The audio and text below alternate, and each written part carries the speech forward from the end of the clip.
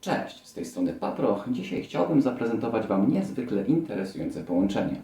Jak widzicie, po mojej lewej stronie znajduje się bardzo ciekawa tarcza. Tarcza, która jest połączeniem dwóch sportów, których na papierze w życiu byśmy nie połączyli. Jest ona kombinacją darta oraz snookera. Ciekawostka. Ja jestem fanem obydwu tych sportów, także od razu, gdy dowiedziałem się o istnieniu tej tarczy, to uznałem, że muszę ją mieć. W związku z tym, iż ja ją posiadam, to pokażę Wam działanie tej tarczy w dwóch aspektach. Zarówno jako przedmiot fizyczny, jak i sposób na spędzenie wolnego czasu ze znajomymi. Przed nami tarcza Dart Snooker. Zaczniemy od tego, jak tarcza prezentuje się jako przedmiot. Dla porównania obok wziąłem sobie tarczę zwykłą, aby porównać wielkości pól, wielkości tarczy oraz wszystkie jej parametry.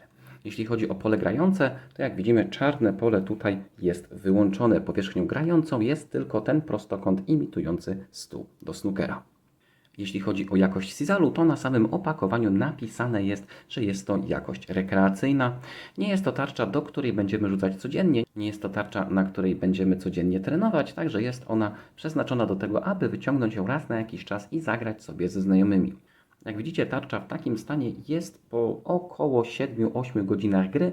Widać pewne ślady użycia, ale wciąż jest ona w pełni grywalna. Wciąż wszystkie pola są doskonale widoczne.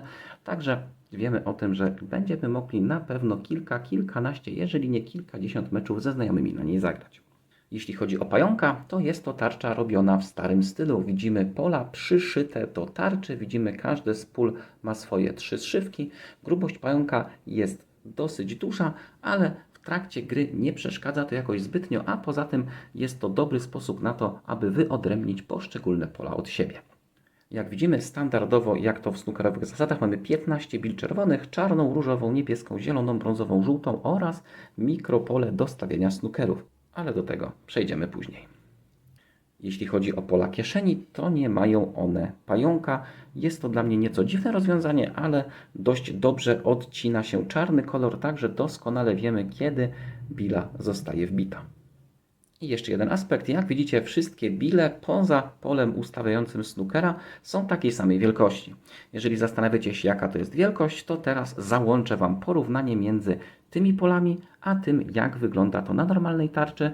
Jeżeli miałbym powiedzieć tak wizualnie, to mniej więcej jest to takie pół zielonego środka.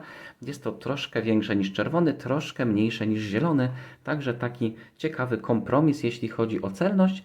No i jak przejdziemy do zasad, jak przejdziemy do tego, jak wyglądają przepisy, to zobaczycie, że wcale nie jest tak łatwo trafić, mimo że tych pól wydaje się bardzo dużo, mimo że wydaje się to dosyć proste, to w praktyce wcale nie jest takie łatwe. Jeżeli macie problem z trafieniem w zielony środek na normalnej tarczy, no to na pewno Dart Snooker będzie dla Was ciekawym wyzwaniem. I ostatnia rzecz, jeśli chodzi o fizyczność tej tarczy, jeśli chodzi o jej zawieszenie na ścianie, to standardowo mamy jedną śrubę oraz zestaw montażowy. Jeśli macie jeszcze jakieś pytania co do budowy tarczy, jeśli macie jeszcze jakieś pytania co do wielkości, co do wartości i tak dalej, to zadawajcie je w komentarzach. Jeżeli czegoś tu nie poruszyłem, to chętnie odpowiem Wam pod filmem. A my przechodzimy dalej. Teraz pora dowiedzieć się, jak się w to gra. Jeśli chodzi o przepisy gry w Dart Snooker, to są one jak najwierniejszą próbą odwzorowania zawiłości snookerowych zasad przy wykorzystaniu tarczy do darta. Aby wyłonić gracza rozpoczynającego mecz, stosujemy typowo darterski rzut do środka. W tym przypadku środek tarczy jest oznaczony przez różową bilę. W kwestii samej rozgrywki zaczniemy od podstaw. W ręku mamy 3 lotki, które muszą wylądować w 2 polach – bili oraz kieszeni. Jedna lotka jest darmowa. Jej spudłowanie w którymkolwiek momencie nic nas nie kosztuje.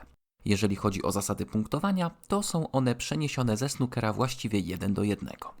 Zaczynamy od czerwonej, następnie przechodzimy do kolorowej i tak aż do wyczyszczenia wszystkich czerwonych ze stołu.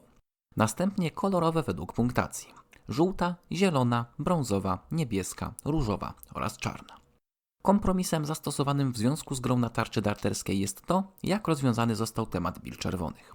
Pola po tarczy nie mogą się poruszać, więc w trakcie rozgrywki w Dart Snookera należy bacznie śledzić, która czerwona została wbita do kieszeni. Po wbiciu jednej z bil należy oznaczyć ją na kartce papieru bądź naklejając lub wciskając coś w pole wbitej czerwonej. Kolejne trafienie w pole czerwonej wyłączonej z gry traktowane jest jako pudło. Zasady budowania breaka są identyczne jak w tradycyjnej odmianie snookera.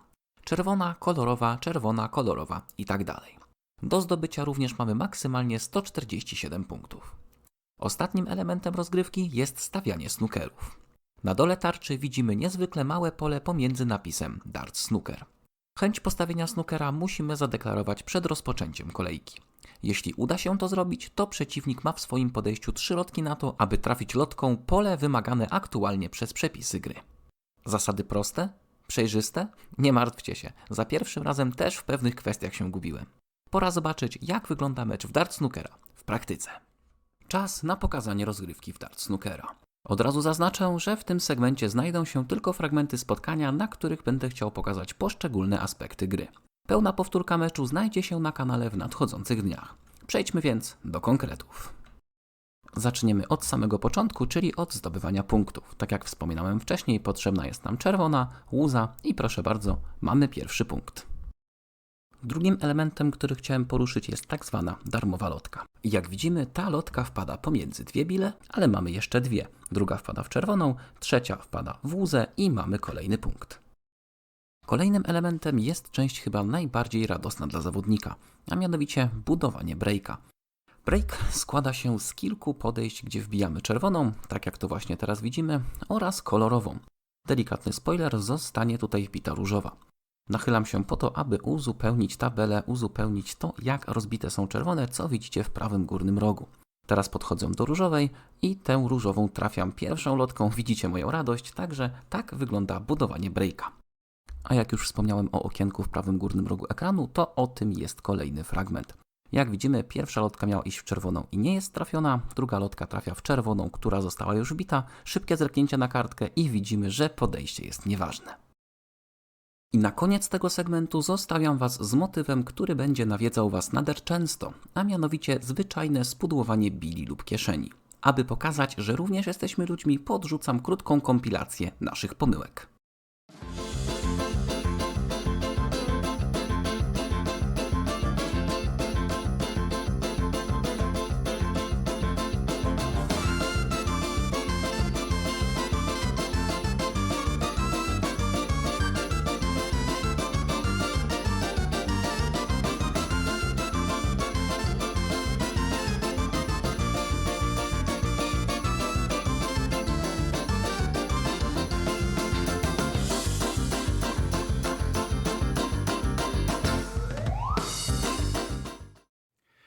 Przyszedł czas na podsumowanie.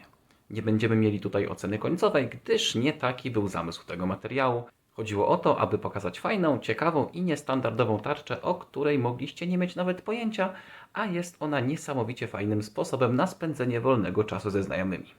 W mojej ocenie, jeśli chodzi o kwestie towarzyskie, jest to niesamowicie fajna zabawa na długie godziny, również dlatego, że pola są dosyć małe i będziemy mieli dużo pomyłek, które wydłużą nam czas rozgrywki. Jeśli chodzi o aspekt sportowo-treningowy, to ta tarcza również jest strzałem w dziesiątkę. Pola są mniejsze, pola są rozstawione w innych miejscach niż na normalnej tarczy darterskiej, także testujemy swoją celność, a nie tylko rzucanie w pola, które standardowo są na tarczy. Jedyne dwie rzeczy, do jakich mógłbym się przyczepić, to jakość sizalu, ale ta informacja jest podana przez producenta, także wiemy, na co się piszemy. A druga sprawa to już takie delikatne czepianie się z mojej strony, ale kieszenie narożne. Jak widzimy, są one na samym skraju tarczy i jeżeli chcemy nie uszkodzić ściany, to musimy zaopatrzyć się w darterską oponę. Ogromne podziękowania dla Krzysztofa Kadlca ze Stowarzyszenia Stildar Grudziądz oraz reprezentanta Paprochów Łódź za pomoc w nagraniu materiału oraz za zagranie ze mną meczów towarzyskich w celu pokazania, jak ta tarcza wygląda. Jeszcze jedna informacja, w tym materiale widzieliście fragmenty mojego starcia z Krzyśkiem Kadlcem. Całe spotkanie już niedługo zostanie udostępnione na kanale. Z mojej strony to chyba tyle. Dziękuję serdecznie za oglądanie. Klasycznym YouTube'owym zwyczajem zapraszam do rzucania łapkami w górę, do subskrybowania kanału na YouTubie oraz do wspierania Paprocha na platformie Subpi. Był z Wami Tomasz Pijanowski, Paproch Darts.